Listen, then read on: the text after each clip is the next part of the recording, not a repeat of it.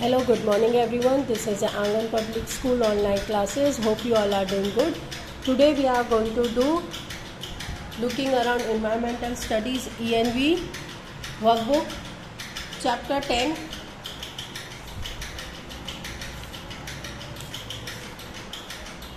Kabaddi, kabaddi, kabaddi. Okay.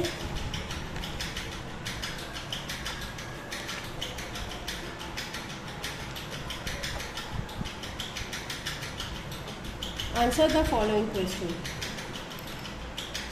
What does it mean to be out in kabaddi? In how many ways does one get out in a game? When a player enters the area of the opposite team saying kabaddi, kabaddi and does not touch the center line, then he/she is out, or if the player stops to breathe, then he or she is out. Question बोल रहा है कि कबड्डी में out का मतलब क्या होता है और किस तरह से आउट किया जा सकता है गेम में। तो इसमें ये जो गेम है इसमें काफ़ी सारे रूल्स होते हैं। तो इस रूल के हिसाब से अगर कोई प्लेयर दूसरे एरिया में एंटर होता है, यानी सामने ऑपोजिट टीम में एंटर होता है कबड्डी कबड्डी बोलते हुए, और वो वहाँ की सेंटर लाइन को टच नहीं करता है, ठीक है, ऑपोजिट टीम के सेंटर लाइन को टच नहीं करता है, तो वो आउट हो जाता है। या फिर जब प्लेयर दूसरे टीम में जाता है और सांस छोड़ देता है, तब अगर वो ब्रीथ करना बीच में बंद कर दे, अगर वो ब्रीथ ले ले, अगर वो स्टॉप हो जाए, वो ब्रीथ स्टॉप कर दे, क्योंकि उसको बार बार ना कबड्डी कबड्डी कबड्डी बोलना पड़ता है, और अगर वो रुक गया तो वो आउट हो जाता है। When a player of one team enters the area of the opposite team saying kabaddi kabaddi, touches one or more players of the opposite teams and goes back successfully to his own area, the player touched by him are out. और जब जो opposite team में कबड्डी कबड्डी बोलते हुए जाता है और opposite team के किसी मेंबर को टच करके वापस आ जाता है, तो जिसको टच करता है वो आउट हो जाता है। और अगर उसने वो जिसके प्लेयर को वो टच करके आता है वो आउट हो जाता है। और दूसरा है कि जब जिसने ऑपोजिट टीम में जिसने उसको पकड़ के रखा होता है रेडर को, और वो रेडर सेंटर लाइन को टच कर ले, तो वो जितनों ने उसे पकड़ के रखा होता है वो सारे आउट हो जाते हैं। तो ये 3-4 तरीके से कबड्डी में आउट हुआ जाता है। ऑपोजिट टीम कैसे आउट होती है, और जो मेन जो खेल रही होती है जो टीम, वो कैसे आउट होती है, वो इस क्वेश्चन में है। Question number 2, how do you resolve the dispute during games. ये जो गेम है ना, इसमें बहुत डिस्प्यूट्स होते हैं, बहुत आर्ग्यूमेंट्स होते हैं। तो ये गेम्स में जब अगर डिस्प्यूट होती है तो उस चीज़ को कैसे रिजॉल्व किया जाता है, उसको कैसे छुड़ाया जाता है। When we have an argument or fight during a game, first of all we give our opinion. If the opposite team argues, we also argue. If the argument gets aggressive, we ask our elders to help, and finally the one who is correct gets justice. और इसमें जब इस game में कोई fighting होती है, कोई लड़ाई होती है, तो पहले वो अपना ओपिनियन देते हैं। अगर उस ओपिनियन से ऑपोजिट टीम सहमत नहीं होती है तो वो आर्ग्यू करती है कि ऐसा नहीं था, ऐसा था, ऐसा नहीं करने का था, ऐसा होता है, इस तरह से आर्ग्यूमेंट होती है। और जब ये आर्ग्यूमेंट ज़्यादा अग्रेसिव हो जाती है, यानी ज़्यादा तेज़ हो जाती है, बहुत तेज लड़ाई होने लगती है, तो किसी बड़े को उसकी कोई हेल्प करता है, और फिर जो डिसीजन आता है उस पर जस्टिस मिलता है। दोनों टीम की बात सुननी पड़ती है। 3 number, in some games those who are having their turn they touch others. In some games one has to look for a player. Which are such games similar to this. ऐसी कई game होती है कि जिसको छूने से दूसरे को छूते हैं तो उसका टर्न आता है, या फिर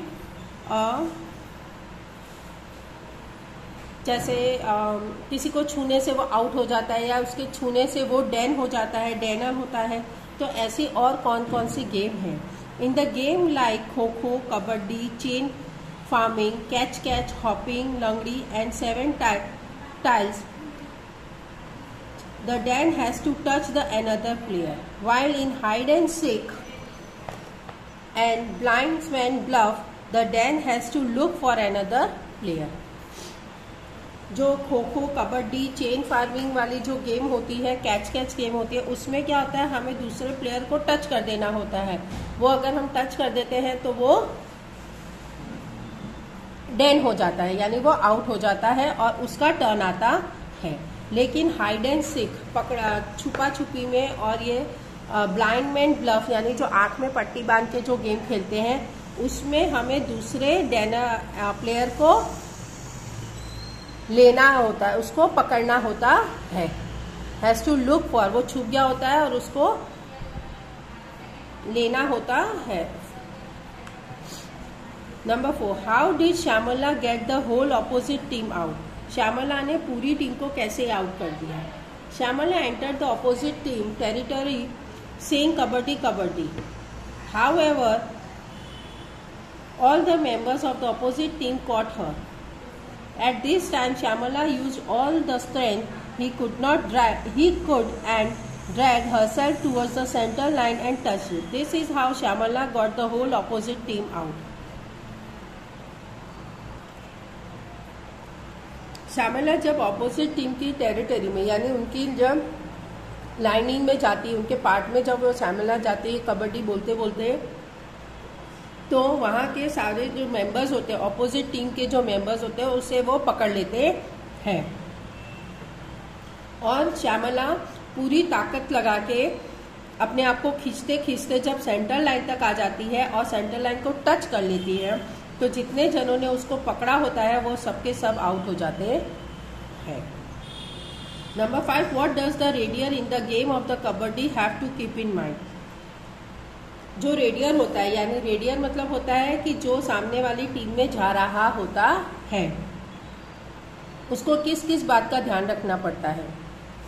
इन a game of a kabaddi the raider has to use the body appropriately. उसे अपनी पूरी बॉडी अच्छे से यूज करनी पड़ती है। They have to use the mind and the pay attention on all the 4 side. उसे अपना माइंड यूज करना पड़ता है और चारों तरफ ध्यान देना पड़ता है। कौन किस तरफ से उसे पकड़ेगा, कौन उसे उसका पाँव पकड़ सकता है, कौन कंधा पकड़ सकता है, वो कहाँ उसको किस तरह से उनको और आगे खींच के सेंटर लाइन की तरफ उनको सबको लेके आना है। एकदम अंदर नहीं घुस जाना है, थोड़ा बीच में सेंटर लाइन की तरफ उनको रहना चाहिए। ये सब चीज़ का बहुत ध्यान उसमें रखना पड़ता है। They have to alert that no one from the opposite team touch him और हर when she touch their line। तो उसको ध्यान रखना पड़ता है कि ऑपोजिट टीम में जो है वो उसको पकड़ न सके जब वो किसी को टच करके वापस आ रही हो। तो उसको ये सब चीज़ का बहुत ध्यान रखना पड़ता है, बहुत फास्ट रहना पड़ता है। Number 6, in the past what did people think about the girls playing kabaddi? In the past यानी पहले के टाइम पे लोग क्या सोचते थे लड़कियां कबड्डी खेलने के बारे में। In the past girls they are not allowed to play kabaddi. पास में लड़कियों को कबड्डी खेलना अलाउ नहीं था। They thought that if girls played such rough games nobody would marry them. वो सोचते थे कि अगर लड़कियां इस तरह का रफ गेम्स अगर खेलेगी तो कोई इनसे शादी नहीं करेगा। The girls had to wear boys cloth. Girls को बॉयज के कपड़े पहनने पड़ते थे। So parents stop girls from playing kabaddi. तो पेरेंट्स पसंद नहीं करते थे कि उनकी बेटियां कबड्डी गेम खेलें। What benefits do we gain by playing games? Games खेल के क्या फायदे होते हैं? We get the following benefits by playing games. Our body becomes flexible and healthy.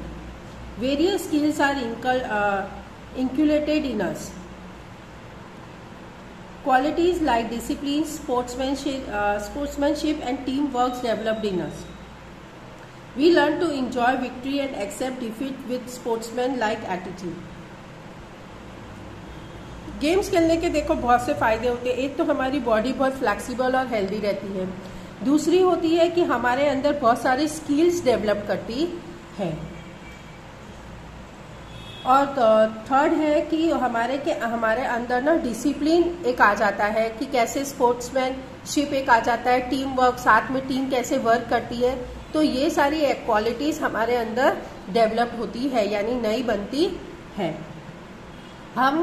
We learn to enjoy victory and accept defeat. अब हारना और जीतना दोनों सीखते हैं। दोनों को कैसे, अगर हार जाए तो हमें हार को भी कैसे एक्सेप्ट करना चाहिए, और अगर जीत जाते हैं तो उसको भी कैसे एंजॉय करना चाहिए, ये हम स्पोर्ट्समैनशिप से सीखते हैं। Now activities. Hold your breathe and keep saying kabaddi kabaddi. How many times could you से इट? अभी अपने सांस को बंद करो और कबड्डी कबड्डी बोलो। आप कितनी देर तक कबड्डी कबड्डी बोल सकते हो वो आपको देखना है। If one tries to say kabaddi kabaddi by holding the breath, one can say it for 15 to 20 seconds and the word kabaddi is repeated about 40 times. अगर 15 से 20 सेकेंड टाइम तक हम सांस बंद कर सकते हैं और हम 40 टाइम्स तक कबड्डी कबड्डी बोल सकते हैं। यहाँ पे कुछ पिक्चर्स दिए हुए हैं, उस पिक्चर्स के गेम लिखने हैं। ये इंडोर गेम है, सांप सीढ़ी खेली जा रही है। ये देखो हॉपस्कॉच है, आउटडोर गेम है। ये आउटडोर गेम, ये क्रिकेट है। ये भी ब्लाइंड मैन ब्लफ है। ये देखो आंखों में पट्टी बांध के ये जो खेली जा रही है। ये चेस खेला जा रहा है, इंडोर गेम है। ये बैडमिंटन है, ये भी आउटडोर गेम है। Now hot questions. The skill of which body part is enhanced by playing carrom? Carrom खेल के कौन सी बॉडी स्किल में आती, कौन से हमारे बॉडी पार्ट स्किल में आता है? तो दैट इज हैंड। हाथ से उंगलियां जो होती है वो हमारी बहुत फ्लेक्सिबल होती है। Number 2, if all the players except the Dan are on trees then which games are they are playing?